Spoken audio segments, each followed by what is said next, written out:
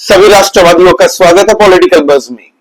दोस्तों, जिस तरीके से डोनाल्ड ट्रंप खुली गुंडागर्दी करने के मूड में है, हर एक देश के ऊपर में ये टैरिफ थोप रहा है, फिर वो चाहे कनाडा हो, फिर वो चाहे ब्राजील हो, फिर वो चाहे मेक्सिको हो, फिर वो चाहे इंडिया हो या चाइना हो, कोई भी देश हो। अब आपको बता दूं कि उसने कर दी गलती भारत को उंगली करके। भारत को बुली करने के चक्कर में भाई साहब ने सबसे पहले तो 25% का टैरिफ लगाया, ये कहते हुए कि भारत रशियन ऑयल क्योंकि खरीद रहा है, इसीलिए हम भारत के ऊपर में 25% का टैरिफ लगा रहे हैं। टैरिफ क्या होता है दोस्तों? टैरिफ अमेरिकन कंज्यूमर्स और अमेरिकन कंपनीज जो वहां पे प्रोडक्ट्स बेचेगी अपने, उनको पे करना है। अब माल सामान का दाम महंगा हो जाएगा। अब हर कंट्री के ऊपर में उसने टैरिफ चिपका के रखे हैं, तो हर कंट्री से जो सामान अमेरिका के अंदर में आएगा वो महंगा होना ही होना है, जिसको पे करेंगे वहां के कंज्यूमर्स, वहां के लोग। अब दोस्तों उसने क्या किया कि भारत ने कोई जवाब नहीं दिया, नरेंद्र मोदी जी ने ट्रंप का नाम भी नहीं लिया, तो इसने खिसिया के 25% टैरिफ को 50% कर दिया, बढ़ाते हुए ये कहा कि भारत यूक्रेन की कदर नहीं करता, लाखों लोग मारे जा रहे हैं, रशिया से ऑयल खरीद रहा है, एनर्जी सप्लाई खरीद रहा है। भारत ने तुरंत एक प्रेस ब्रीफिंग जारी की दोस्तों, भारत की एमईए ने, और हिपोक्रेसी बताई अमेरिका को कि देखो तुम तो वहां से न्यूक्लियर के लिए यूरेनियम भी खरीदते हो, प्लूटोनियम भी खरीदते हो, फर्टिलाइजर भी खरीदते हो, और तुम्हारा जो यूरोप है नन्ना सा बेटा, वो उनसे फर्टिलाइजर भी खरीदता है, आयरन निकल भी खरीदता है, गैस भी खरीदता है, और साथ ही साथ में ऑयल रिक्वायरमेंट्स भी वहीं से पूरी करता है। तो तुम लोग तो सबसे बड़े दोगले हो, तुम लोग खुद सामान हम लोग से ज्यादा खरीदते हो रशिया से, और तुम हमें ज्ञान दे रहे हो, हम पे टैरिफ लगा रहे हो। फिर भी नरेंद्र मोदी जी चुप रहे। परसों दिन नरेंद्र मोदी जी ने किसानों के सामने एक बहुत बड़ी बात की कि हम भारतीय बाजार में किसी भी देश को, पूरे विश्व में कोई भी देश हो, भारत का सगा भाई या दोस्त ही क्यों ना हो, हम अपने एक भारत के अंदर में एग्रीकल्चर प्रोडक्ट्स किसी भी कंट्री को बेचने नहीं देंगे, हमारे किसानों का हित नहीं मारने देंगे। भारत के अंदर में आज भी कहा जाता 44% का रोजगार डायरेक्ट और इनडायरेक्ट वे से हमारे एग्रीकल्चर सेक्टर से आता है, जिसमें डेयरी प्रोडक्ट्स भी हो गए दोस्तों, मछुआरे भी हो गए, फार्मिंग भी हो गई, साथ ही साथ में हमारे किसान भाइयों का भी हित जुड़ा हुआ है। अगर विदेशी कंपनी या देश के अंदर में भारत में माल बेचेगी अपना, तो हमारे किसान कहां जाएंगे भाई माल बेचने? इसीलिए हम भारत के अंदर में किसी को भी एक्सेस नहीं देंगे, चाहे जितना भी बड़ा मुझे खामियाजा चुकाना क्यों ना पड़े। पर्सनली मैं तैयार हूं, मैं खड़ा हूं। नरेंद्र मोदी जी आज भारत के अंदर में दोस्तों खड़े हैं एकदम बुलंद होके, और यही रीजन है कि आज की डेट में डोनाल्ड ट्रंप को कोई इज्जत नहीं कर रहा। ब्राजील जो कि अमेरिका का पड़ोसी मुल्क है दोस्तों, उसके प्रेसिडेंट ने कह दिया कि मैं कोई फोन नहीं करने वाला डोनाल्ड ट्रंप को, मैं जिनपिंग को फोन कर लूंगा, नरेंद्र मोदी को कॉल कर लूंगा, मैं पुतिन को कॉल कर लूंगा, लेकिन डोनाल्ड ट्रंप को अगर ये गलतफहमी है तो वो अपनी गलतफहमी को अपने घर में पाल के रखे, मैं कॉल नहीं करने वाला। उसने ये 3 दिन पहले कहा था। परसों दिन रात को मोदी जी से उनकी घंटों तक बात हुई है, ट्रेड और ये सब स्ट्रेटेजिक अलायंस को लेके। खैर मोदी जी ने यही लिखा है, असल में क्या बात हुई होगी ये इन दोनों कंट्री के हेड को ही पता होंगी। हमारे जो पब्लिक फोरम में है ये बात हुई है कि अलायंस और इकोनॉमिक एक दूसरे के साथ में हम ट्रेड कैसे बढ़ाएं। ठीक है, अब याद रखिएगा कि लुला ब्राजील ब्रिक्स का भी बड़ा मेंबर है दोस्तों। फिर कल नरेंद्र मोदी जी ने एक्स प्लेटफॉर्म पे ये पोस्ट किया, जहां पे उन्होंने बताया कि व्लादिमीर पुतिन के साथ में उनकी बात हुई। उन्होंने धन्यवाद किया ये कहते हुए कि मेरे दोस्त पुतिन के साथ मेरी बात हुई, मैं उसका धन्यवाद करना चाहता हूं कि उसने मुझे अपडेट दी है यूक्रेन युद्ध जो चल रही है उसके बारे में, और साथ ही साथ में हमारी alliance, trade partnership, strategic partnership, defence partnership बरकरार कैसे रखे। और मैंने पुतिन को पर्सनली इनवाइट किया कि आप भारत में आइए, आपका इनविटेशन दे रहा हूं मैं, आप आइए लेटर दिस ईयर, मतलब इस साल के अंत तक पुतिन जी भारत आएंगे। और वहीं पे एक बहुत बड़ा जियोपॉलिटिकल इवेंट ऑर्गेनाइज हो रहा है दोस्तों चाइना के अंदर में। 31 अगस्त को मोदी जी खुद जा रहे हैं चाइना। एससीओ की मीटिंग से पहले वो लोग बैठ के थोड़ा मंथन करेंगे। रशिया के पुतिन भी वहां पे मौजूद होंगे। चाइना चाइना के ग्लोबल टाइम्स, आपको पता है चाइना के न्यूज़पेपर, चाइना की हेड और गवर्नमेंट को बिना पूछे कुछ भी पब्लिश नहीं करती। पिछले एक हफ्ते से चाइना के न्यूज़पेपर में मोदी और इंडिया को लेके भर भर के तारीफें छाप रही है चाइना।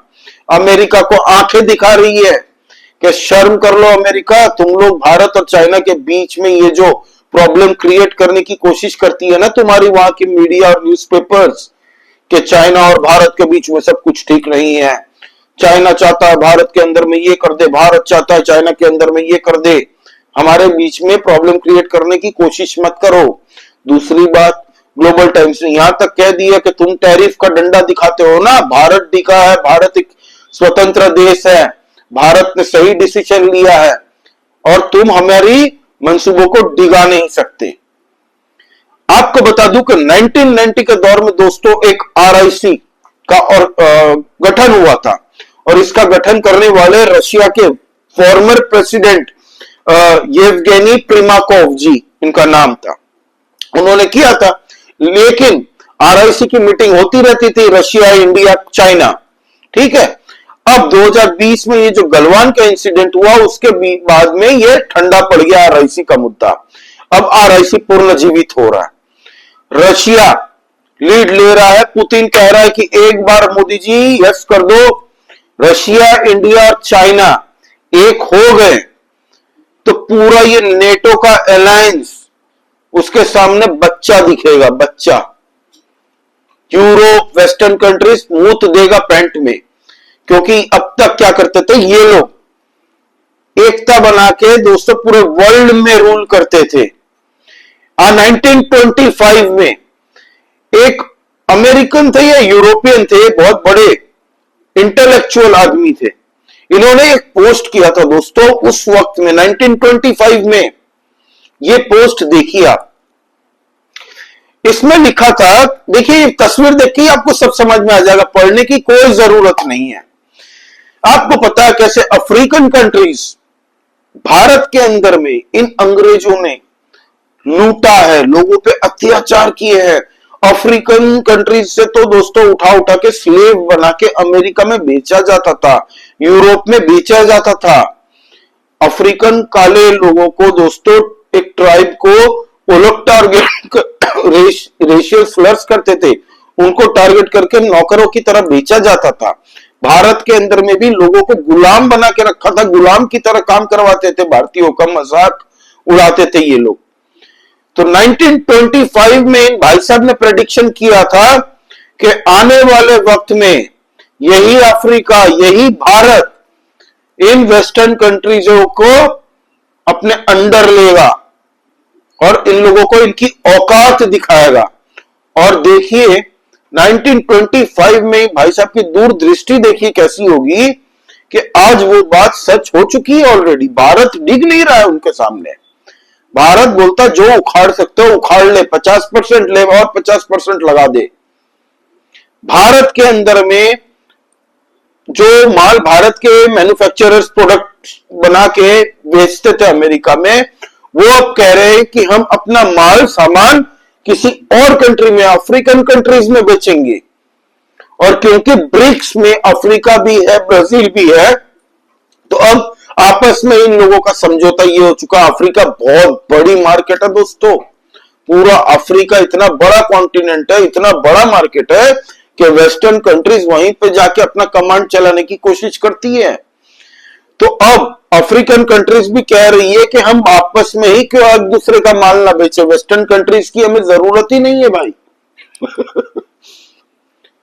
तो अब अमेरिका, यूरोप का जो ये एक तरीके से हेजेमोनी बना के रखते थे ना अफ्रीकन कंट्रीज पे, तो अब वो भी टूट रहा है।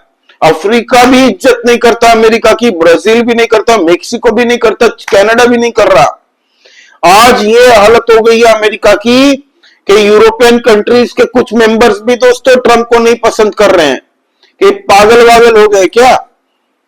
कल हमारे जेपी सिंह जी, जिनके ऊपर में जॉन अब्राहम ने अभी मूवी बनाई थी द डिप्लोमैट, जबरदस्त मूवी, वो देखिएगा। उस वक्त में जेपी सिंह जी पाकिस्तान के अंदर में भारत के राजदूत हुआ करते थे, अभी वो इजराइल के अंदर में है। कल परसों दिन बेंजामिन नेतन्याहू के साथ में उनकी जेरूसलम में मुलाकात हुई। भारत के कई पत्रकारों ने सवाल भी पूछा, बेंजामिन नेतन्याहू जी ने कल पोस्ट भी किया था इस प्लेटफॉर्म पे। तो आप समझ सकते हैं भारत कहां आज पहुंच चुका है वर्ल्ड के सामने। इन बेवकूफों को पता नहीं चल रहा है, नाटो तब बनाया था इन लोगों ने जब रशिया यूएसएसआर हुआ करता था, United states of Soviet Russia. तब रशिया खंड खंड में टूटा नहीं था, लेकिन रशिया टूटने के बावजूद इन लोगों ने नाटो बरकरार रखा अपनी गुंडागर्दी करने के चक्कर में। और आज अगर रशिया, चाइना और इंडिया मिल गए ना भाई, तो इनकी गुंडागर्दी खत्म हो जाएगी। मल्टीपोलर वर्ल्ड बनना चाहिए भाई, ये यूनिपोलर नहीं चलेगा। मल्टीपोलर वर्ल्ड होना चाहिए, यही कह रहा है। ग्लोबल टाइम्स हो, रशिया हो, अभी अजित डोभाल जी रशिया में ही थे। रशिया में व्लादिमीर पुतिन के साथ में उनकी बैठ के बड़ी मीटिंग हुई, कई बातें की होंगी उन्होंने, मोदी जी का मैसेज पहुंचाया, तो कुछ तो बस पक रहा है भाई।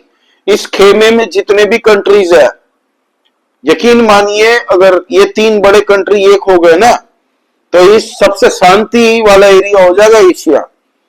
और वेस्टर्न कंट्रीज की इंटरफेरेंस इधर नहीं चलेगी, फिर ये हो सकता है। और ब्रिक्स ने अगर अपनी करेंसी बना दी तो डी डॉलराइजेशन की तरफ गया तो अमेरिका खत्म, ये आप याद रखिएगा। एनीवे, वो दूर की बात है दोस्तों, अभी फिलहाल भारत नहीं झुकेगा। और अभी ये सब चल रहा है, मोदी जी जाएंगे एससीओ मीटिंग अटेंड करने, वहां पुतिन भी होंगे, जिनपिंग भी होंगे।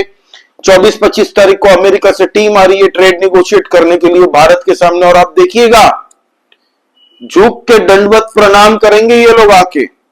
24-25 तारीख तक गेम पूरी घूम जाएगी। ट्रंप तो सो नहीं पाया होगा कल रात भर, क्योंकि मोदी जी ने कल जो ट्वीट किया है पुतिन के साथ बात करने की, इससे अमेरिका के अंदर में भी लोग अब सवाल पूछ रहे हैं खुले में। जिन्होंने ट्रंप को वोट दिया था वो भी सवाल पूछ रहे हैं भाई।